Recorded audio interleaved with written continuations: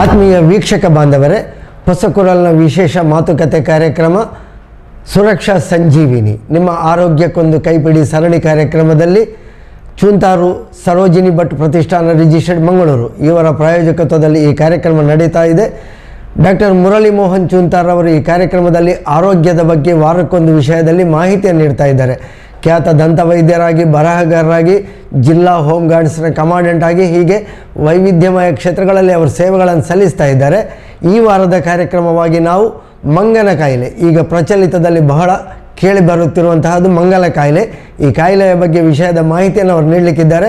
ಅವರನ್ನು ಎಲ್ಲರ ಪರವಾಗಿ ಸ್ವಾಗತಿಸ್ತಾ ಇದ್ದೇವೆ. ನಮಸ್ಕಾರ ಡಾಕ್ಟ್ರೆ. ನಮಸ್ಕಾರ ಡಾಕ್ಟ್ರೆ, ಸುರಕ್ಷಾ ಸಂಜೀವಿನಿಯಲ್ಲಿ ನಾವು ವಾರಕ್ಕೊಂದು ವಿಷಯವನ್ನು ತಿಳಿಸ್ತಾ ಇದ್ದೇವೆ. ಈ ವಾರ ನಾವು ಮಂಗನ ಕಾಯಿಲೆಯ ವಿಷಯವನ್ನು ಆಯ್ದುಕೊಂಡಿದ್ದೇವೆ. ಮಂಗನ ಕಾಯಿಲೆ ಈಗ ಬಹಳಷ್ಟು ಕೇಳಿ ಬರ್ತಾ ಇದೆ, ಬಹಳಷ್ಟು ಹೆದರಿಕೆಯನ್ನು ಹುಟ್ಟಿಸ್ತಾ ಇವೆ. ದಿನಕ್ಕೊಂದು ಪತ್ರಿಕೆಯಲ್ಲಿ ನಾವು ನೋಡ್ತಾ ಇದ್ದೇವೆ, ದಿನಕ್ಕೊಂದು ಸುದ್ದಿ, ಅಷ್ಟು ಮಂಗನ ಶವ ಪತ್ತೆ ಆಯಿತು, ಇಷ್ಟು ಮಂಗನ ಶವ ಪತ್ತೆ ಆಯಿತು, ಅಲ್ಲಿ ಹೀಗೆ ಅಂಥದ್ದು ಸುದ್ದಿಗಳು, ಬೇರೆ ಬೇರೆ ಸುದ್ದಿಗಳು, ಒಂದು ರೀತಿಯ ಗ್ರಾಮೀಣ ಪರಿಸರ ಜನರಿಗೆ ಹೆದರಿಕೆ ಹುಟ್ಟಿಸುವಂತಹ ಸುದ್ದಿಗಳು. ಈ ಮಂಗನ ಕಾಯಿಲೆ ಅಂದರೆ ಏನು ಡಾಕ್ಟ್ರೆ? ನೋಡು, ಇದೊಂದು ವೈರಾಣುವಿನಿಂದ ಹರಡುವಂತಹ ಒಂದು ಜ್ವರ, KFD ವೈರಸ್ ಅಂತ ಹೇಳ್ತೇವೆ, ಕ್ಯಾಸ್ನೂರ್ ಫಾರೆಸ್ಟ್ ಡಿಸೀಸ್ ವೈರಸ್ ಅಂತೇಳಿ.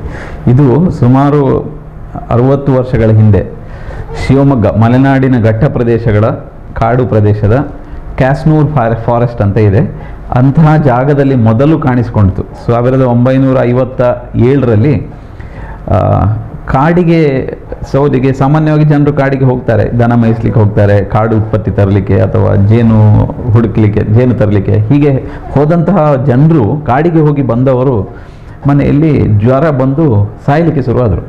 ಇದು 1957ರಲ್ಲಿ. ಸೊ ಆವಾಗೇನಾಯಿತು, ಮತ್ತು ಸಾವಿರಾರು ಮಂಗಗಳು ಸಾಯಲಿಕ್ಕೆ ಶುರುವಾಯಿತು ಇದರ ಜೊತೆಗೆ ಈ ಪ್ರದೇಶಗಳಲ್ಲಿ, ಸಾಮಾನ್ಯವಾಗಿ ಡಿಸೆಂಬರ್ ಜನವರಿ ಟೈಮ್ನಲ್ಲಿ. ಸೊ ಆವಾಗ ಏನಾಯಿತು, ಅದರ ಬಗ್ಗೆ ವಿಶೇಷವಾದಂಥ ಒಂದು ಬಹಳಷ್ಟು ಕುಖ್ಯಾತಿಯನ್ನು ಪಡೆಯಿತು. ಮಂಗನಿಂದ ಬಂದಂತಹ ಜ್ವರ ಆದ ಕಾರಣ ಮಂಗಗಳು ಸಾಯಲಿಕ್ಕೆ ಬಂತು, ಮನುಷ್ಯರಿಗೂ ಜ್ವರ ಬರಲಿಕ್ಕೆ ಶುರುವಾಯಿತು. ಮಂಗನ ಕಾಯಿಲೆ ಅಂಥೇಳಿ ಅದಕ್ಕೆ ಒಂದು ನಾಮಕರಣ ಮಾಡಿದರು. ಮಂಗ ಜ್ವರ, ಮಂಗನ ಕಾಯಿಲೆ ಮತ್ತು ಮಂಗಮಾರಿ ಅಂತ ಹೇಳಿ ಜನರು ಆ ಕ್ಷಣದಲ್ಲಿ ಅದಕ್ಕೆ ಒಂದು ಹೆಸರಿಟ್ಬಿಟ್ರು. ಆಮೇಲೆ ನಮ್ಮ ಇಂಡಿಯಾದಲ್ಲಿರುವಂಥ ಪೂನಾದಲ್ಲಿ ನ್ಯಾಷನಲ್ ವೈರಾಲಜಿ ಇನ್ಸ್ಟಿಟ್ಯೂಟ್ ಅಂತ ಇದೆ, ಈ ವೈರಾಣುಗಳ ಬಗ್ಗೆ ಸಂಶೋಧನೆ ನಡೆಸುವಂತಹ ಒಂದು ಸಂಸ್ಥೆ.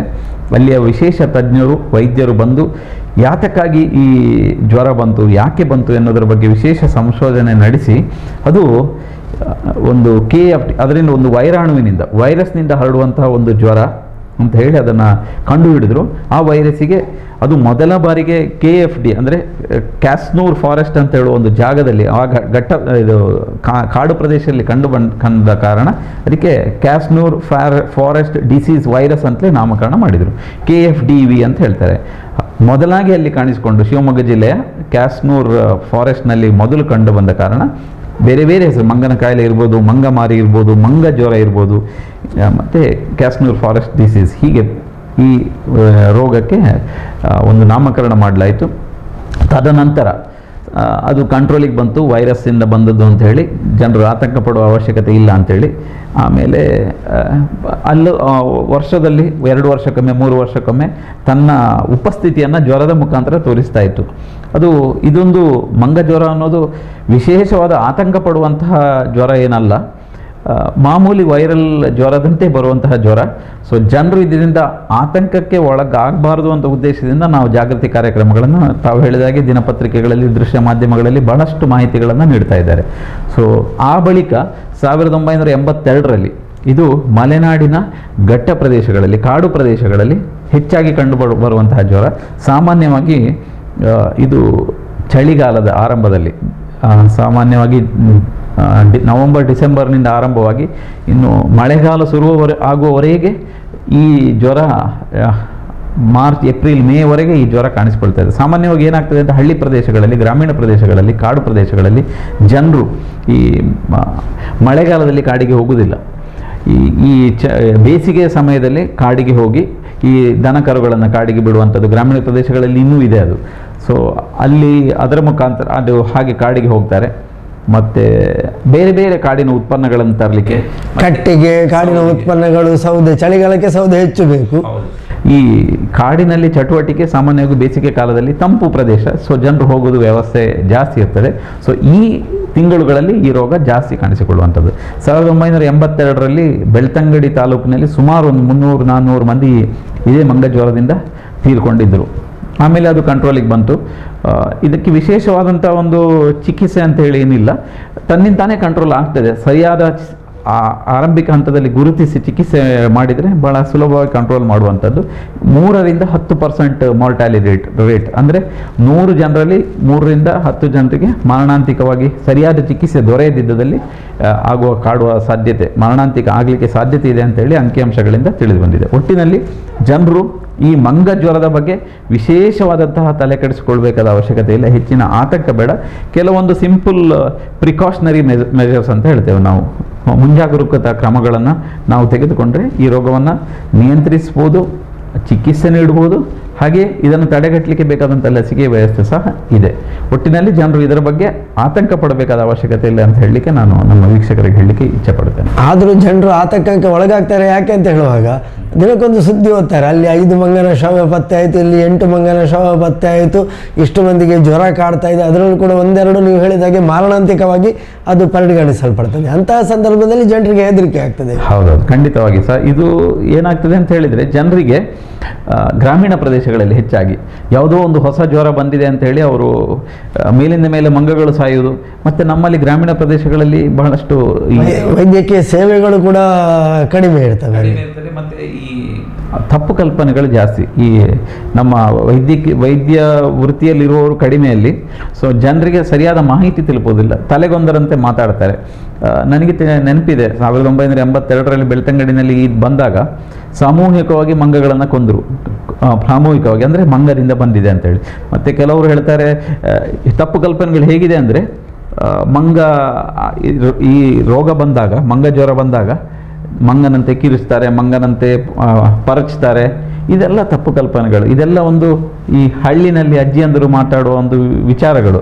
ಈ ರೀತಿ ಆಗ್ತದೆ, ಆ ರೀತಿ ಆಗ್ತದೆ, ಮತ್ತು ದೇವರು ಮುನಿದಿದ್ದಾನೆ, ಆದ ಕಾರಣ ಅಲ್ಲಿ ಹನುಮಂತ ಮುನಿದಿದ್ದಾನೆ, ಈ ರೀತಿಯೆಲ್ಲ ಮಾತುಕತೆಗಳು ಹಳ್ಳಿ ಪ್ರದೇಶಗಳಲ್ಲಿ, ಗ್ರಾಮೀಣ ಪ್ರದೇಶಗಳಲ್ಲಿ ಜನ ಮಾತಾಡಿಕೊಳ್ಳೋದು. ಇದು ಪ್ಯೂರ್ಲಿ ಆಗಿ ಸೈಂಟಿಫಿಕ್ ಆಗಿ, ವೈಜ್ಞಾನಿಕವಾಗಿ ಇದು ವೈರಾಣುವಿನಿಂದ ಹರಡುವಂಥ ರೋಗ ಅಂತೇಳಿ ದೃಢಪಟ್ಟಿದೆ ಮತ್ತು ಚಿಕಿತ್ಸೆಗೆ ಚೆನ್ನಾಗಿ ಸ್ಪಂದಿಸ್ತದೆ. ಸೊ ಜನರು ಬಹುಶಃ ಇಂತಹ ಮಾಧ್ಯಮಗಳಿಂದ ಬರುವಂಥದ್ದು ಅಥವಾ ಹಳ್ಳಿ ಪ್ರದೇಶಗಳಲ್ಲಿ ಇಂತಹ ತಪ್ಪು ಕಲ್ಪನೆಗಳಿಂದ ದೂರ ಇದ್ದರೆ ಬಹುಶಃ ನಮ್ಮಂಥ ವೈದ್ಯರುಗಳಿಗೆ ಇದರ ಚಿಕಿತ್ಸೆ ಮಾಡಲಿಕ್ಕೆ ಸುಲಭ ಆಗ್ತದೆ ಅಂತ ಹೇಳಲಿಕ್ಕೆ ಇಚ್ಛೆಪಡ್ತೇನೆ. ಈಗ ಇದರ ರೋಗದ ಗುಣಲಕ್ಷಣಗಳು ಅಂದರೆ, ಈ ಯಾವುದೇ ಒಂದು ರೋಗ ಮುನ್ಸೂಚನೆ ನಮಗೆ ಗೊತ್ತಾಗ್ತದೆ, ಇದು ಇಂತಹದ್ದೇ ರೋಗ ಹೇಳಿಕೊಂಡು. ಮಂಗನ ಕಾಯಿಲೆ ಬಂದರೆ ಇದರ ಲಕ್ಷಣಗಳೇನು? ನೋಡಿ, ನಾನು ಹೇಳಿದೆ, ಇದು ವೈರಾಣುವಿನಿಂದ, ಫ್ಲಾವಿ ವೈರಸ್ ಅಂತ ಹೇಳುವ ಗ್ರೂಪಿಗೆ ಸೇರಿದಂತಹ ಒಂದು KFD ವೈರಸ್, ಕ್ಯಾಸ್ನೂರ್ ಫಾರೆಸ್ಟ್ ಡಿಸೀಸ್ ವೈರಸ್ನಿಂದ ಹರಡುವಂಥದ್ದು. ಇದು ನೇರವಾಗಿ ಮಂಗನಿಂದ ಮನುಷ್ಯನಿಗೆ ಹರಡುವುದಿಲ್ಲ, ಅಥವಾ ಇದು ಅಂಟು ರೋಗ ಅಲ್ಲ. ಈಗ ನನಗೆ ಈ ಮಂಗನ ಕಾಯಿಲೆ ಇದೆ ಅಂತೇಳಿ ಆದರೆ ನಾನು ನಿಮ್ಮನ್ನು ಸ್ಪರ್ಶಿಸಿದಾಗ ಅಂಟು ರೋಗ ಅಂತ ಹೇಳ್ತೇವೆ, ಅದು ಹರಡುವುದಿಲ್ಲ. ಅದೇ ರೀತಿ ಮಂಗ ಮನುಷ್ಯನನ್ನು ಮುಟ್ಟಿದಾಗಲೂ ಇದು ಹರಡುವುದಿಲ್ಲ. ಅದೇ ಮಂಗ ಕಚ್ಚಿದ್ರೂ ಹರಡುವುದಿಲ್ಲ.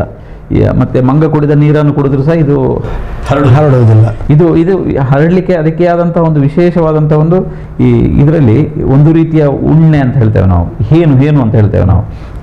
ಇದು ಏನಾಗ್ತದೆ ಅಂತ ಹೇಳಿ, ಈ ಮಂಗ, ಅಳಿಲು, ಬೆಕ್ಕು ಮತ್ತು ಇಂತಹ ಒಂದು ಹಂದಿ, ಕಾಡು ಹಂದಿ, ಮುಳ್ಳು ಹಂದಿ ಅಂತಹ ಕಾಡಿನಲ್ಲಿ ವಾಸವಾಗುವಂತಹ ರೋಮ ಇರುವಂತಹ ಈ ಒಂದು ಪ್ರಾಣಿಗಳಲ್ಲಿ ಕೂಡ ಹೌದು, ಅಂತಹ ಇದರ ಪ್ರಾಣಿಗಳಲ್ಲಿ ಈ ಉಣ್ಣೆ, ಹೇನು ಬೆಳೆಯುವುದು ಸಾಮಾನ್ಯ. ದಟ್ಟವಾದ ಅಂದರೆ ಹೈಜೀನ್ ಇರುವುದಿಲ್ಲ, ಹೇನುಗಳು ಬೆಳೆಯುತ್ತದೆ, ಅದು ಪರಾವಲಂಬಿ ಜೀವಿಗಳು. ಇದು ಏನಾಗ್ತದೆ, ಈ ವೈರಾಣು ಮಂಗದ ದೇಹಕ್ಕೆ ಸೇರಿದ ನಂತರ ಅಲ್ಲಿಂದ ಈ ಉಣ್ಣೆಗಳು ಹೇನು ಅಂತ ನಾವು ಹೇಳ್ತೇವೆ, ಆ ಮಂಗನ ರಕ್ತವನ್ನು ಹೀರಿದಾಗ ಅದು ಅಲ್ಲಿಗೆ ಬರ್ತದೆ, ಎಲ್ಲಿಗೆ, ಉಣ್ಣೆಗಳ ಹೇನಿನ ದೇಹಕ್ಕೆ ಬರ್ತದೆ. ಆ ಹೇನಿನ ಮೇಲೆ, ಉಣ್ಣೆಗಳ ಮೇಲೆ ಅದು ವಂಶಾಭಿವೃದ್ಧಿ ಮಾಡ್ತದೆ. ವೈರಾಣು ತನ್ನ ಸಂಖ್ಯೆಯನ್ನು ವೃದ್ಧಿಸಿಕೊಳ್ತದೆ. ಈ ಉಣ್ಣೆಗಳು ಏನು ಮಾಡ್ತವೆ, ಆಮೇಲೆ ಈಗ ಕಾಡಿಗೆ ಜನರು ಹೋಗ್ತಾರೆ, ದನ ಮೇಯಿಸ್ಲಿಕ್ಕೆ ಹೋಗ್ತಾರೆ, ಮತ್ತು ಕಾಡಿಗೆ ಹೋದವರು ಮಂಗನನ್ನು ಮುಟ್ಲಿಕ್ಕೆ ಕೆಲವೊಮ್ಮೆ ಸ್ಪರ್ಶ ಆಗುವ ಸಾಧ್ಯತೆಗಳಿದೆ. ಅಥವಾ ಸತ್ತ ಮಂಗದಿಂದ ಮಂಗದ ಮೇಲಿರುವಂತಹ ಈ ಉಣ್ಣೆಗಳು ಮಂಗ ಸತ್ತ ಕೂಡಲೇ ಅದನ್ನು ಕಳಚಿಕೊಂಡು ಹೊರಗೆ ಬೀಳ್ತದೆ, ನೆಲದಲ್ಲಿರ್ತದೆ. ಹೋದಾಗ ಅದು ನಮ್ಮ ಮನುಷ್ಯರ ಮೇಲೆ ಸ್ಪರ್ಶಕ್ಕೆ ಬರ್ತದೆ. ಆ ಉಣ್ಣೆಗಳು ನಮ್ಮ ದೇಹಕ್ಕೆ ಕಡಿದಾಗ ಅದರ ಮುಖಾಂತರ ವೈರಾಣು ನಮ್ಮ ದೇಹಕ್ಕೆ ಸೇರಿಕೊಳ್ತದೆ. ಅಥವಾ ದನಗಳು ಕಾಡಿಗೆ ಹೋಗ್ತದೆ, ದನಗಳ ಮೇಲೆ ಬರ್ತದೆ, ಆ ದನದಿಂದ ಮನುಷ್ಯನಿಗೆ ಉಣ್ಣೆಗಳು ಬಂದು ನಮ್ಮನ್ನು ಕಡಿದಾಗ ಆ ರೀತಿ ಈ ವೈರಾಣುಗಳು ಉಣ್ಣೆಗಳ ಮುಖಾಂತರ ಈ ಮಂಗಗಳಿಂದ ಅಥವಾ ಕಾಡು ಪ್ರಾಣಿಗಳಿಂದ ಮನುಷ್ಯನ ದೇಹಕ್ಕೆ ಸೇರಿಕೊಳ್ತದೆ.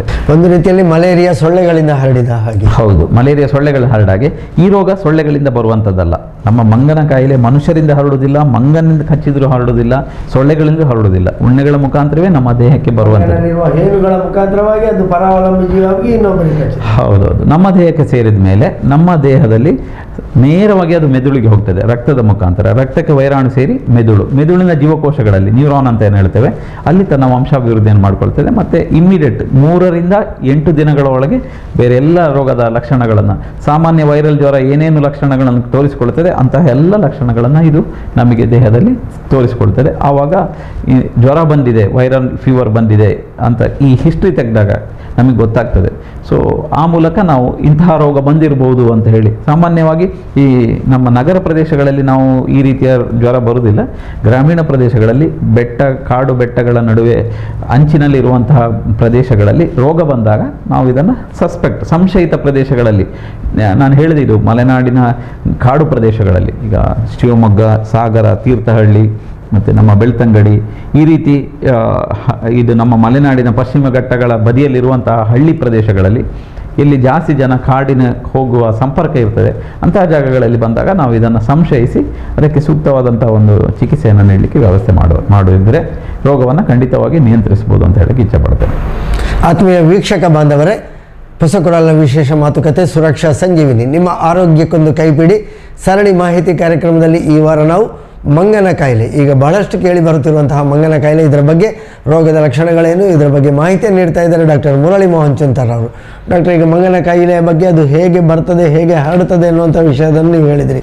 ಇದರ ಪ್ರಮುಖ ಲಕ್ಷಣಗಳೇನು ರೋಗದ್ದು? ಸಾಮಾನ್ಯವಾಗಿ ಎಲ್ಲ ವೈರಲ್ ಸೋಂಕು ತಗುಲಿದಾಗ ಹೆಚ್ಚಾಗಿ ಬರುವಂಥದ್ದು ಜ್ವರ, ವಿಪರೀತವಾದಂತಹ ಜ್ವರ ಬರ್ತದೆ. ಸಾಮಾನ್ಯ ಜ್ವರಕ್ಕಿಂತಲೂ ಸ್ವಲ್ಪ ಜಾಸ್ತಿ ಹೆಚ್ಚಿನ ಜ್ವರ ಇದರಲ್ಲಿ ಬರ್ತದೆ. 102, 103 ಡಿಗ್ರಿ ಜ್ವರ ಬರ್ತದೆ. 3 ರಿಂದ 8 ದಿನಗಳ ಕಾಲ, 2 ವಾರಗಳ ಕಾಲ ಮಿನಿಮಮ್ ಜೋರು ಜ್ವರ ಇರ್ತದೆ, ತೀವ್ರತರವಾದ ಜ್ವರ ಇರ್ತದೆ.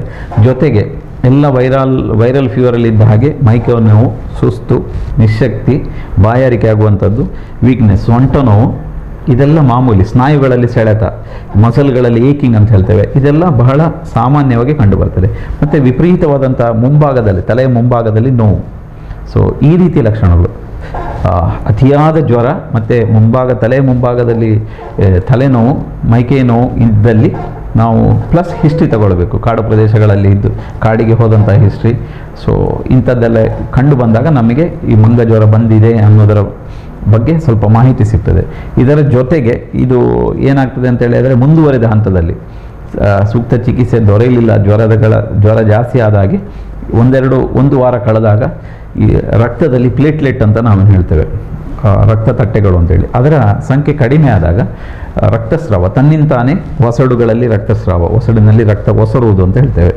ಮತ್ತು ನಿಮ್ಮ ಮೂಗಿನಲ್ಲಿ ರಕ್ತ ಬರುವಂಥದ್ದು, ತನ್ನಿಂತಾನೇ ಮೂಗಲ್ಲಿ ರಕ್ತ ಬರುವಂಥದ್ದು, ಮತ್ತು ಗುದದ್ವಾರದಲ್ಲಿ ರಕ್ತ ಬರುವಂಥದ್ದು, ಹೊಟ್ಟೆ ಒಳಗೆ ಆಂತರಿಕ ರಕ್ತಸ್ರಾವ ಆಗುವಂಥದ್ದು, ಮಲ ಇದು ಮಾಡುವಾಗ, ಕಫ ಉಗಿಯುವಾಗ ರಕ್ತ ಬರುವಂಥದ್ದು, ಇದೆಲ್ಲ ಮುಂದುವರಿದ ಹಂತದಲ್ಲಿ ಸರಿಯಾದ ಪ್ರಾಥಮಿಕ ಚಿಕಿತ್ಸೆ ದೊರಕಲಿಲ್ಲ ಅಂದರೆ ಪ್ಲೇಟ್ಲೆಟ್ಗಳ ಸಾಮಾನ್ಯವಾಗಿ 1.5 to 4.5 lakhsವರೆಗೆ ಪರ್ ಕ್ಯೂಬಿಕ್ ಮಿಲಿಮೀಟರ್ ನಮ್ಮ ಪ್ಲೇಟ್ಲೆಟ್ ಸಂಖ್ಯೆ ಇರುವಂಥದ್ದು. ಇದು 50,000ಕ್ಕಿಂತ ಕಡಿಮೆ ಆದಾಗ ಈ ರೀತಿಯೆಲ್ಲ ಲಕ್ಷಣಗಳು ಕಂಡುಬರ್ತದೆ. ಅಂದರೆ ರೋಗ ಉಲ್ಬಣವಾದ ಲಕ್ಷಣಗಳು. ಉಲ್ಬಣವಾದಾಗ ಆಂತರಿಕ ರಕ್ತಸ್ರಾವ, ಕೆಲವೊಮ್ಮೆ ಮೆದುಳಿನ ಒಳಗೆ ಸಹ ರಕ್ತಸ್ರಾವ ಆದರೆ ಲಕ್ವ ಹೊಡೆಯುವಂಥದ್ದು ಅಂತ ಹೇಳ್ತೇವೆ, ಪಾರ್ಶ್ವವಾಯು ಆಗುವಂಥದ್ದು ಆಗುವ ಸಾಧ್ಯತೆ ಇದೆ ಮುಂದುವರಿದ ಹಂತದಲ್ಲಿ. ಅಂದರೆ ಆರಂಭಿಕ ಹಂತದಲ್ಲಿ ನೀವು ಜ್ವರಕ್ಕೆ ಚಿಕಿತ್ಸೆ ಮಾಡಲಿಲ್ಲ, ಈ ವೈರಾಣುಗಳನ್ನು ಕಂಟ್ರೋಲ್ ಮಾಡಲಿಲ್ಲ ಅಂತೇಳಿ ಆದರೆ ಈ ರೀತಿಯೆಲ್ಲ ತೊಂದರೆಗಳು ಕಾಣಿಸಿಕೊಳ್ಳುವಂಥದ್ದು. ಅದೇ ಹೇಳಿದಲ್ಲ, 3 ರಿಂದ 10% ಮಂದಿಯಲ್ಲಿ ಮಾರಣಾಂತಿಕವಾಗಿ ಡೆತ್ ಆಗುವ ಸಾಧ್ಯತೆಗಳು ಇದೆ. ಅದು ಯಾವ ಹಂತದಲ್ಲಿ ಮಾರಣಾಂತಿಕವಾಗಿ ಅವರಿಗೆ? ಇದು ನೀವು 2 ವಾರಗಳ ಕಾಲ ನೀವು ಯಾವುದೇ ಚಿಕಿತ್ಸೆ ತೆಗೆದುಕೊಳ್ಳದೆ, ಕೆಲವೊಮ್ಮೆ ಗ್ರಾಮೀಣ ಪ್ರದೇಶಗಳಲ್ಲಿ ಏನು ಹೇಳ್ತಾರೆ ಅಂದರೆ ಹಳ್ಳಿ ಬಂಧುಗಳನ್ನು ಮಾಡ್ತಾರೆ, ಜ್ವರ ಬಂದಾಗ ನಿಗ್ಲೆಕ್ಟ್ ಮಾಡುವಂಥದ್ದು. ಹೌದಾಲ ಇದ್ದು ಜ್ವರ ಬರ್ತನೆ, ಆಯ್ಕೆ ಕಾಡು ಕೂತು ಬತ್ತೆ, ಆಯ್ಕೆ ಜ್ವರ ಬರ್ತನೆ ಅಂತ ಒಂದು ಕಷಾಯದ ತೊಂಡ ಕಷಾಯ ಕುಡಿಯುವಂಥದ್ದು, ಹಳ್ಳಿ ಮದ್ದು ಮಾಡುವಂಥದ್ದು, ವೈದ್ಯರ ಬಳಿ ಹೋಗದೆ ಸ್ವಯಂ ಔಷಧಿ ಮಾಡಿಕೊಳ್ಳುವಂಥದ್ದು. ಒಂದು ಕ್ರೋಸಿನಿಂದ ಅವು ಕಡಿಮೆ ಹಾಕೋಣ ಅಂತೇಳಿ 1 ವಾರಗಳ ಕಾಲ ಈ ಜ್ವರ ಬಂದಾಗ ಈ ಡಿಸ್ಗೈಸ್ ಮಾಡುವಂಥದ್ದು, 1-2 ಕ್ರೋಸಿನ್ ಮಾತ್ರೆ ಒಟ್ಟಿಗೆ ತೆಗೆದುಕೊಂಡು, ಜೋರು ಜ್ವರ ಉಂಟು, ರಡ್ಡದೆ ತೊಂಟೆ ಅಂತೇಳಿ ಈ ರೀತಿ ಮಾತ್ರೆ ತಗೊಂಡಾಗ ಏನಾಗ್ತದೆ ಅಂತೇಳಿ ಆದರೆ ಜ್ವರ ತಕ್ಷಣ ತಾತ್ಕಾಲಿಕ ಸಿಂಪ್ಟಮ್ಯಾಟಿಕ್ ಟ್ರೀಟ್ಮೆಂಟ್, ಆ ಕ್ಷಣಕ್ಕೆ ಜ್ವರ ಕಡಿಮೆ ಆದಾಗೆ ಒಂದು ನೆಮ್ಮದಿಯ ಫೀಲಿಂಗ್ ಇರ್ತದೆ. ಸೊ ಆವಾಗ ಏನಾಗ್ತದೆ, ಎಲ್ಲ ತೊಂದರೆಗಳು ನಮ್ಮ ಜ್ವರ 2 ವಾರಗಳ ಕಾಲ ಇವರು ಮದ್ದು ತಗೊಳ್ತಾರೆ, ಪ್ಯಾರಾಸಿಟಮಾಲು ಮತ್ತು ಅದು ಇದು ಆ್ಯಂಟಿಬಯೋಟಿಕ್ ಅವರೇ ತಗೊಳ್ತಾರೆ, ಅಗತ್ಯ ಇಲ್ಲ ಆ್ಯಂಟಿಬಯೋಟಿಕ್ ಆದರೂ ತಗೊಳ್ತಾರೆ. ಅಂದರೆ ಸೇಫ್ಟಿ ಫೀಲಿಂಗ್ ದಾಲ್ ಆಪಣ ಬೋಡ್ತಿ ಜಾಸ್ತಿ ಆಪಣ ಬೋಡ್ತಿ ಅಂತೇಳಿ. ಈ ಹಂತದಲ್ಲಿ ವಿಪರೀತವಾದ ನಿಶಕ್ತಿ, ಸುಸ್ತು ಮತ್ತು ಆಂತರಿಕ ರಕ್ತಸ್ರಾವ ಆದಾಗ ಬಹುಶಃ ಆವಾಗ ಮಾರಣಾಂತಿಕ ಆಗುವ ಸಾಧ್ಯತೆ ಇದೆ. ಆ ಹಂತದಲ್ಲಿ ನೇರವಾಗಿ ಆಸ್ಪತ್ರೆಗೆ ಬರ್ತಾರೆ, ಅಲ್ಲಿ ಆಸ್ಪತ್ರೆಯಲ್ಲಿ ಗಲಾಟೆ ಮಾಡ್ತಾರೆ, ಮತ್ತೆ ಈಗಲೇ ಮದ್ದು ಮಾಡಿ ಉಳಿಸ್ಕೊಡಿ ಅಂಥೇಳಿ. ಈ ರೀತಿ ಆಗೋದ ಬದಲು ಗ್ರಾಮೀಣ ಪ್ರದೇಶಗಳಲ್ಲಿ ಇಂತಹ ಜ್ವರಗಳು ಬಂದಾಗ ನೇರವಾಗಿ ನಾವು ಪ್ರಾಥಮಿಕ ಆರೋಗ್ಯ ಕೇಂದ್ರಕ್ಕೆ ಹೋಗುವಂಥದ್ದು, ಅಲ್ಲಿಂದ ಹೈಯರ್ ಸೆಂಟರಿಗೆ, ಅಲ್ಲಿ ಅಗತ್ಯ ಇದ್ದರೆ ಅಲ್ಲಿಯ ವೈದ್ಯರು ನೋಡಿ ಬಹುಶಃ ಇಂತಹ ಸಾಂದರ್ಭಿಕವಾದಂತಹ ಸಾಕ್ಷ್ಯಗಳಿದ್ದಲ್ಲಿ ಇಂತಹ ಸಾಧ್ಯತೆಗಳು ಇದೆ ಅಂತೇಳಿ ಅವರು ನಮಗೆ ರೆಫರ್ ಮಾಡ್ತಾರೆ ಹೈಯರ್ ಸೆಂಟರ್ಗೆ, ಮಂಗಳೂರಿಗೆ ಅಥವಾ ತಾಲೂಕು ಸೆಂಟರ್ ಅಥವಾ ಡಿಸ್ಟ್ರಿಕ್ಟ್ ಹೆಲ್ತ್ ಸೆಂಟರ್. ಅಲ್ಲಿ ಅದಕ್ಕೆ ಬೇಕಾದಂಥ ಸೂಕ್ತ ಚಿಕಿತ್ಸೆಯನ್ನು, ಮತ್ತು ಇದಕ್ಕೆ ಪರಿಣಾಮಕಾರಿ ಚಿಕಿತ್ಸೆ ಅಂತ ಹೇಳಿದರೆ ಸಿಂಪ್ಟಮ್ಯಾಟಿಕ್ ಟ್ರೀಟ್ಮೆಂಟ್, ಪೂರಕವಾದ ಚಿಕಿತ್ಸೆ ಅಂತ ಹೇಳ್ತೇವೆ ನಾವು. ಅಂದರೆ ಈಗ ಅವನಿಗೆ ಜ್ವರ ಬಂದಿದ್ದರೆ ನಾವು ಅವನಿಗೆ ಕೊಡುವಂಥದ್ದು ಜ್ವರದ ಔಷಧಿ ಮಾತ್ರ, ಆ್ಯಂಟಿಬಯೋಟಿಕ್ನ ಅವಶ್ಯಕತೆ ಇಲ್ಲ. ಮತ್ತು ಸಾಕಷ್ಟು ಬೆಡ್ ರೆಸ್ಟ್, ಸಾಕಷ್ಟು ದ್ರವಾಹಾರ ಕೊಡುವಂಥದ್ದು, ಮತ್ತು ರಕ್ತನಾಳಗಳ ಮೂಲಕ ಅವರಿಗೆ ಔಷಧಿ ಕೊಡುವಂಥದ್ದು. ಔಷಧಿ ಅಂದರೆ ದ್ರಾವಣಗಳನ್ನು ಕೊಟ್ಟು, ಪೋಷಕಾಂಶಯುಕ್ತ ದ್ರಾವಣಗಳನ್ನು ಕೊಟ್ಟು ಚಿಕಿತ್ಸೆ ಮಾಡುವಂಥದ್ದು. ಒಟ್ಟಿನಲ್ಲಿ ಸಾಮಾನ್ಯ ಜ್ವರ ಅಂತ ಹೇಳಿ ನಿರ್ಲಕ್ಷಿಸಬಾರ್ದು, ಸ್ವಯಂ ಔಷಧಿಗಾರಿಕೆ ಮಾಡಬಾರ್ದು. ನಿಮಗೆ ಮೇಲೆ ತಿಳಿಸಿದ ವಿಪರೀತವಾದಂಥ ಜ್ವರ, ತಲೆನೋವು, ಮೈಕೈ ನೋವು, ಸುಸ್ತು, ವಾಂತಿ, ವಾಮಿಟಿಂಗ್, ವಾಕರಿಕೆ ಎಲ್ಲ ಇದ್ದರೆ, ಸೊಂಟ ನೋವು, ಏಳಲಿಕ್ಕಾಗೋದಿಲ್ಲ, ಇಂಥದ್ದೆಲ್ಲ ಇದ್ದರೆ ತಕ್ಷಣವೇ ವೈದ್ಯರ ಬಳಿ ಸಂಪರ್ಕಿಸಿ ಅವರು ಅಲ್ಲಿಯ ಯಾವ ಪ್ರದೇಶದಲ್ಲಿ ಜ್ವರ ಬಂದಿದೆ, ಯಾಕಾಗಿ ಬಂದಿದೆ, ಎಷ್ಟು ದಿವಸದಿಂದ ಬಂದಿದೆ ಎಲ್ಲವನ್ನು ನೋಡಿಕೊಂಡು ಇಂತಹ ಬಂದಿರ್ಬೋದು ಅಂತೇಳಿ ಅದಕ್ಕೆ ಸೂಕ್ತವಾದ ಚಿಕಿತ್ಸೆಯನ್ನು ಅವರು ಸಜೆಸ್ಟ್ ಮಾಡ್ತಾರೆ. ಹೀಗೆ ರೋಗ ಬಂದವರಿಂದ ಅದು ಮತ್ತೆ ಇನ್ನೊಬ್ಬರಿಗೆ ಹರಡ್ತದ ಸಾಧ್ಯತೆ ಇದೆಯಾ? ಅದು ಹೇಳಿದಲ್ಲ, ಇದು ಅಂಟು ಚಾಟಿ ಅಲ್ಲ. ಒಬ್ಬ ವ್ಯಕ್ತಿಗೆ ಮಂಗ ಜ್ವರ ಬಂದರೆ ನಾವು ಅವನನ್ನು ಅಸ್ಪೃಶ್ಯನ ಥರ ಕಾಣಬೇಕಾದ ಅವಶ್ಯಕತೆ ಇಲ್ಲ. ಅವನು ಇನ್ನೊಬ್ಬನನ್ನು ಮುಟ್ಟಿದರೆ ಅವನಿಗೆ ರೋಗ ಹರಡುವುದಿಲ್ಲ. ಹಾಗೆ ಅವನನ್ನು ಕಡಿದ ಸೊಳ್ಳೆಯಿಂದ ಇನ್ನೊಬ್ಬರಿಗೂ ಹರಡುವುದಿಲ್ಲ, ಅವನನ್ನು ಮುಟ್ಟುವುದರಿಂದ ಹರಡುವುದಿಲ್ಲ. ಈಗ ತಾನೇ ಹೇಳಿದೆ, ಈಗ ಕಾಡಿನಲ್ಲಿ ಈ ಮಂಗಗಳು ಕಾಡಿನ ನೀರು, ಕೆರೆಗಳು, ತೊರೆಗಳೆಲ್ಲ ಇರುತ್ತೆ, ಅಲ್ಲಿ ನೀರು ಕುಡಿತದೆ. ಕಾಡಿಗೆ ಹೋದವರು ಮನುಷ್ಯರು ಅದೇ ನೀರು ಕುಡಿತಾರೆ, ಅದರಿಂದಲೂ ಹರಡುವುದಿಲ್ಲ. ಮಂಗ ಕಚ್ಚಿದ್ರೂ ಹರಡುವುದಿಲ್ಲ. ಈ ಒಂದು ಮಂಗನಲ್ಲಿ ಈ ವೈರಸ್ ಇದೆ, ಆ ಮಂಗ ಮನುಷ್ಯನಿಗೆ ಕಚ್ಚಬಾರ್ದೇನಿಲ್ಲ. ಗಲಾಟೆ ಮಾಡಿದಾಗ ನಾವು ಮಂಗನಿಗೆ ಕಲ್ಲು ಬಿಸಾಕೋದೆಲ್ಲ ಮಕ್ಕಳು ಮಾಡ್ತಾರೆ, ಆಗ ಕಚ್ಚಿದ್ರು ಸಹ ಬರುವ ಸಾಧ್ಯತೆಗಳಿಲ್ಲ. ಇದು ಹರಡುವುದು ಉಣ್ಣೆಗಳ ಮುಖಾಂತರವೇ ವೈರಸ್ ಬರುವಂಥದ್ದು. ಆದರೆ ಮಂಗ ಕಚ್ಚಿದರೆ ರೇಬಿಸ್ ಬರುವ ಸಾಧ್ಯತೆ ಇದೆ, ಅದಕ್ಕೆ ನಾವು ಬೇಕಾದಂಥ ವ್ಯಾಕ್ಸಿನೇಷನ್ ತಗೊಳ್ಬೇಕಾಗುತ್ತೆ. ಒಟ್ಟಿನಲ್ಲಿ ಸೊಳ್ಳೆಗಳಿಂದ, ಮನುಷ್ಯರಿಂದ, ಮಂಗನಿಂದ ಈ ಮಂಗ ಜ್ವರ ಹರಡುವುದಿಲ್ಲ. ಓನ್ಲಿ ವೈರಸ್ ಬರುವಂಥ ರೋಗ ಉಣ್ಣೆಗಳ ಮುಖಾಂತರವೇ ನಮ್ಮ ದೇಹಕ್ಕೆ, ರಕ್ತಕ್ಕೆ ಸೇರಬೇಕು. ಸೇರಿದ ಬಳಿಕ 6 ರಿಂದ 8 ದಿನಗಳ ಬಳಿಕ ರೋಗದ ಲಕ್ಷಣಗಳು ಬರ್ತದೆ. ಅದನ್ನು ವೈದ್ಯರು ಗುರುತಿಸಿ ಆರಂಭಿಕ ಹಂತದಲ್ಲಿ ಚಿಕಿತ್ಸೆ ನೀಡಿದರೆ ಬಹುಶಃ ಪರಿಣಾಮಕಾರಿಯಾಗಿ ಚಿಕಿತ್ಸೆ ಮಾಡಲಿಕ್ಕೆ ಸಾಧ್ಯ ಇದೆ. ಮಾರಣಾಂತಿಕ ಆಗುವ ಸಾಧ್ಯತೆಗಳು ಬಹಳಷ್ಟು ಕಡಿಮೆ. ಜನರು ಆತಂಕಕ್ಕೆ ಒಳಗಾಗಬೇಕಾದ ಅವಶ್ಯಕತೆ ಇಲ್ಲ ಅಂತೇಳಿ ನಾನು ಮಾಧ್ಯಮದ ಮುಖಾಂತರ ತಿಳಿಸ್ತಾ ಇದ್ದೇನೆ. ಆದರೂ ಗ್ರಾಮೀಣ ಪ್ರದೇಶದಲ್ಲಿ ಇಂತಹ ರೋಗಗಳು ಬಂದಾಗ ಒಂದು ರೀತಿಯ ಮೂಢನಂಬಿಕೆಗಳಿಗೊಂದಿಗೆ ಅಂಟಿಕೊಳ್ಳುತ್ತವೆ. ನೀವು ಆಗಲೇ ಹೇಳಿದ ಹಾಗೆ ಮಂಗನಿಂದ ಬರುವ ಕಾಯಿಲೆ ಅಂತ ಹೇಳಿದ ಕೂಡಲೇ ಏನೋ ಹನುಮಂತನ ದೋಷ ಇದೆ, ಈ ರೀತಿಯ ಮೂಢನಂಬಿಕೆ, ಅಪನಂಬಿಕೆಗಳು ಯಾಕೆ ಬರ್ತವೆ? ಇದು ಅದು ನನಗೆ ನೆನಪಿದೆ, 1982ರಲ್ಲಿ ಬೆಳ್ತಂಗಡಿಯಲ್ಲಿ ಬಂದಾಗ ಸಾಮೂಹಿಕವಾಗಿ ಎಲ್ಲ ಮಂಗಗಳನ್ನು ನಿರ್ನಾಮ ಮಾಡಿದರು, ಕೊಲ್ಲಲಿಕ್ಕೆ ಶುರು ಮಾಡಿದರು. ಇದೇನೋ ದೇವರ ಶಾಪ ಬಂದಿದೆ, ಮಂಗಗಳನ್ನು ಕೊಲ್ಲುವ, ಮಂಗನಿಂದಲೇ ಬಂದಿದ್ದು ಅಂತೇಳಿ. ಇದರಲ್ಲಿ ಮಂಗನ ತಪ್ಪು ಏನಿಲ್ಲ. ಯಾಕೆಂದರೆ ನಮ್ಮ ದೇಹದಲ್ಲೂ ಸಾವಿರಾರು ಬ್ಯಾಕ್ಟೀರಿಯಾಗಳಿದೆ, ವೈರಾಣುಗಳಿದೆ. ಅದೇ ರೀತಿ ಮಂಗನಲ್ಲೂ ಇದೆ, ಎಲ್ಲ ಪ್ರಾಣಿಗಳಲ್ಲೂ ಇದೆ, ಪರಾವಲಂಬಿ ಜೀವಿಗಳು ಇದೆ. ಎಲ್ಲ ಪ್ರಾಣಿಗಳಲ್ಲೂ ಬ್ಯಾಕ್ಟೀರಿಯಾಗಳು ಇರುತ್ತೆ. ಅವರನ್ನು ಅವಲಂಬಿಸಿಕೊಂಡು ಈಗ ನಮ್ಮ ದೇಹದಲ್ಲಿ ತೆಗೆದುಕೊಂಡ್ರೆ ನಮ್ಮ ಅನ್ನನಾಳದಲ್ಲಿ ಬಹಳಷ್ಟು ಬ್ಯಾಕ್ಟೀರಿಯಾಗಳಿದೆ. ಅದು ನಮಗೆ ಕೊಡುಕೊಳ್ಳುವ ಪ್ರಕ್ರಿಯೆ, ಅವು ನಮಗೆ ಬೇಕು. ಯಾಕೆಂದರೆ ನಮ್ಮ ದೇಹದಲ್ಲಿ ವೈಟಮಿನ್ ಕೆ ಉತ್ಪಾದಿಸುವಂಥ ಬ್ಯಾಕ್ಟೀರಿಯಾಗಳು ಕರುಳಿನಲ್ಲಿ ಇದೆ.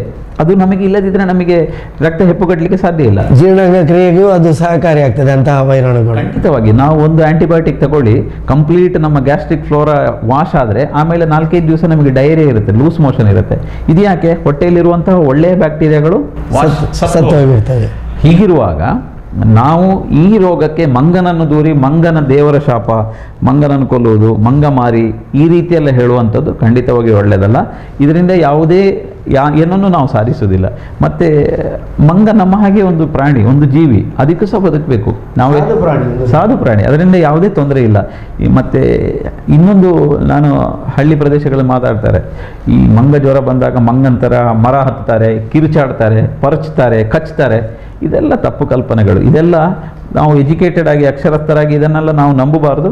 ಇದು ಮೈ ಮೇಲೆ ಬರ್ತದೆ, ಭೂತ ಬಂದಾಗೆ ಡ್ಯಾನ್ಸ್ ಮಾಡ್ತಾನೆ, ಇದೆಲ್ಲ ತಪ್ಪು ನಂಬಿಕೆಗಳು. ಇದಕ್ಕೂ ಯಾವುದೇ ಸಂಬಂಧ ಇಲ್ಲ.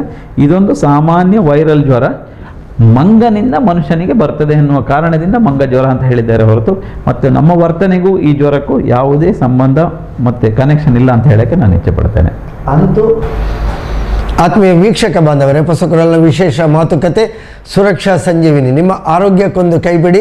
ಈ ಕಾರ್ಯಕ್ರಮದಲ್ಲಿ ಮಂಗನ ಕಾಯಿಲೆ ಇದು ಹೇಗೆ ಬರ್ತದೆ, ಹೇಗೆ ಹರಡುತ್ತದೆ, ಹೇಗೆ ನಾವು ಲಕ್ಷಣಗಳೇನು ಎಲ್ಲವನ್ನು ಡಾಕ್ಟರ್ ಮುರಳಿ ಮೋಹನ್ ಚೂಂತಾರ್ರವರು ವಿವರಿಸ್ತಾ ಇದ್ದಾರೆ. ಡಾಕ್ಟರ್, ಈಗ ಇಷ್ಟೆಲ್ಲ ಕಾಯಿಲೆಯ ಬಗ್ಗೆ ಹೇಳಿದ್ರಿ, ಇದಕ್ಕೆ ಮುಂಜಾಗ್ರತೆ ಏನು ನಮಗೆ? ಖಂಡಿತವಾಗಿಯೂ ಕೆಲವೊಂದು ಸಿಂಪಲ್ ಪ್ರಿಕಾಷನ್ಸ್, ಮುಂಜಾಗ್ರತೆ ನಾವು ಗ್ರಾಮೀಣ ಪ್ರದೇಶಗಳಲ್ಲಿ ಜನರು ತೆಗೆದುಕೊಳ್ಬೇಕಾಗತ್ತೆ. ಈಗ ಸಾಮಾನ್ಯವಾಗಿ ಗ್ರಾಮೀಣ ಪ್ರದೇಶಗಳಲ್ಲಿ ಜೀವನದ ಆದಾಯ ಇರುವಂಥದ್ದು ಕಾಡಿನಿಂದ. ಸೊ ಕಾಡಿನಿಗೂ ಮನುಷ್ಯನಿಗೂ ಒಂದು ವಿಶೇಷವಾದ ನಂಟು ಇದೆ. ದಿನ ಬೆಳಗಾಗಿ ನಾವು ಹೇಗೆ ನಗರ ಪ್ರದೇಶಗಳಲ್ಲಿದ್ದು ಆಫೀಸಿಗೆ ಹೋಗ್ತೇವೋ ಹಾಗೆ ಹಳ್ಳಿ ಪ್ರದೇಶಗಳಲ್ಲಿ ಜನರು ಎದ್ದು ಕಾಡಿಗೆ ಹೋಗುವಂಥದ್ದು. ಯಾಕೆಂದರೆ ಜೀವನಕ್ಕೆ ಬೇಕಾದಂಥ ಕಾಡು ಉತ್ಪತ್ತಿಗಳಿರ್ಬೋದು, ಜೇನು, ಹಣ್ಣು, ಬೇರೇನಾದರೂ ಅದು ಸೌದೆ ಇಂಥದ್ದನ್ನೆಲ್ಲ ಕಾಡಿನಿಂದ ತರುವಂಥದ್ದು, ಅಥವಾ ದನ ಮೇಯಿಸ್ಲಿಕ್ಕೆ ಹೋಗುವಂಥದ್ದು, ಅಥವಾ ಇನ್ಯಾವುದೇ ಕಾರಣಗಳಿಂದ ಕಾಡಿಗೆ ಹೋಗುವಂಥದ್ದು. ಸೊ ಇಂತಹ ಸೊಪ್ಪು ತರಲಿಕ್ಕೆ, ಸೌದೆ ತರಲಿಕ್ಕೆ, ಇಂಥದ್ದು ಹಲವು ಇದು ಇರ್ತದೆ. ಅಂತೂ ಕಾಡು ಅವರಿಗೆ ಅವರ ಜೀವನದ ಒಂದು ಅವಿಭಾಜ್ಯ ಅಂಗ. ಅದು ನಾವು ಆಫೀಸಿಗೆ ಹೋದಾಗ ಅವರೆದ್ದು ಕಾಡಿಗೆ ಹೋಗ್ಬೋದು. ಈ ಹಳ್ಳಿ ಪ್ರದೇಶಗಳಲ್ಲಿ ಬಟ್ಟೆ ಧರಿಸುವುದೆಲ್ಲ ಕಡಿಮೆ. ನಾವು ಪೇಟೆಯಲ್ಲಾದರೆ ಆಫೀಸಿಗೆ ಮೈ ಮುಚ್ಚುವ ಬಟ್ಟೆಗಳನ್ನು ಹಾಕೊಂಡು ಹೋಗುವಂಥ, ನಾವು ಟಿಪ್ ಟಾಪ್ ಆಗಿ ಆಫೀಸಿಗೆ ಹೋಗಬೇಕು, ಇಲ್ಲದಿದ್ದರೆ ಅದಕ್ಕೆ ನಮ್ಮನ್ನು ಲೆಕ್ಕಕ್ಕೆ ತೆಗೆದುಕೊಳ್ಳುವವರು. ಇದು ಏನಾಗ್ತದೆ, ಮನೆಯಲ್ಲಿರುವಾಗ ಅಂಗಿ ಹಾಕೋದು, ಈ ಕಾಡಿಗೆ ಹೋಗುವಾಗ ಅಂಗಿ ಎಲ್ಲ ತೆಗೆದುಬಿಟ್ಟು ಒಂದು ಲುಂಗಿ ಉಟ್ಕೊಂಡು ಸೀದಾ ಕಾಡಿಗೆ ಹೋಗುವಂಥದ್ದು. ಯಾಕೆಂದರೆ ಹಳ್ಳಿಯ ಜೀವನ ಶೈಲಿಯೇ ಹಾಗೆ. ಮತ್ತೊಂದು ಬಟ್ಟೆ ಬರೆಗಳಲ್ಲಿ ಕೊಳೆ ಆಗ್ತದೆ, ಯಾಕೆ ಸುಮ್ಮನೆ ಕೊಳೆ ಮಾಡಿಕೊಂಡು ಹೋಗಬೇಕು ಹೇಳಿಕೊಂಡು.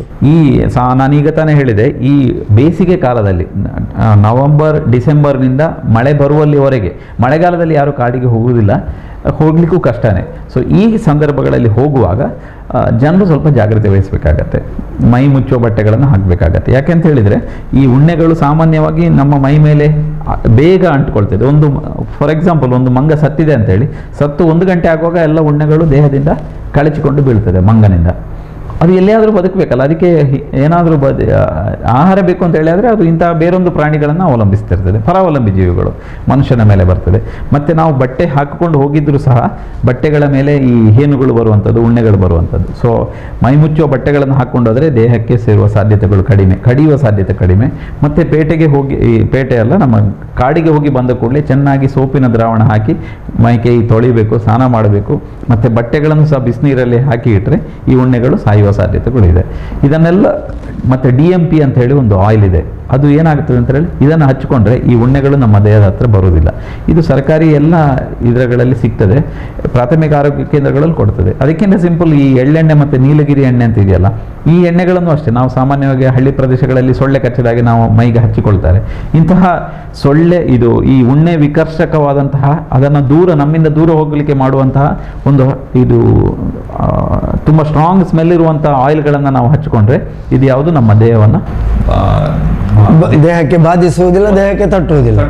ಸೊ ಇಂಥದ್ದನ್ನೆಲ್ಲ ನೀವು ಮಾಡಿಕೊಂಡ್ರೆ ಈ ನಮ್ಮ ದೇಹಕ್ಕೆ ಇವು ಎಲ್ಲಿಯಾದರೂ ಬಾರದ ರೀತಿಯಲ್ಲಿ ಅವು ಒಂದು ರೀತಿಯ ತಡೆಯನ್ನು ಕಟ್ತದೆ. ಮತ್ತು ನಾವು ಸ್ವಲ್ಪ ಜಾಗ್ರತೆ ವಹಿಸಬೇಕಾಗತ್ತೆ. ಹಳ್ಳಿ ಪ್ರದೇಶಗಳಲ್ಲಿ ಜ್ವರ ಬಂದ ಕೂಡಲೇ ಪ್ರಾಥಮಿಕ ಆರೋಗ್ಯ ಕೇಂದ್ರಕ್ಕೆ ಹೋಗುವಂಥದ್ದು, ಅಥವಾ ಎಲ್ಲಿಯಾದರೂ ಒಂದು ಮಂಗ ಸತ್ತಿದ್ದರೆ ಇಮಿಡಿಯೇಟ್ ಫಾರೆಸ್ಟ್ ಡಿಪಾರ್ಟ್ಮೆಂಟಿಗೆ ಹೇಳುವಂಥದ್ದು, ಅಥವಾ ಜಿಲ್ಲಾಡಳಿತಕ್ಕೆ ತಿಳಿಸುವಂಥದ್ದು, ಅಥವಾ ಆರೋಗ್ಯ ಇಲಾಖೆಗೆ.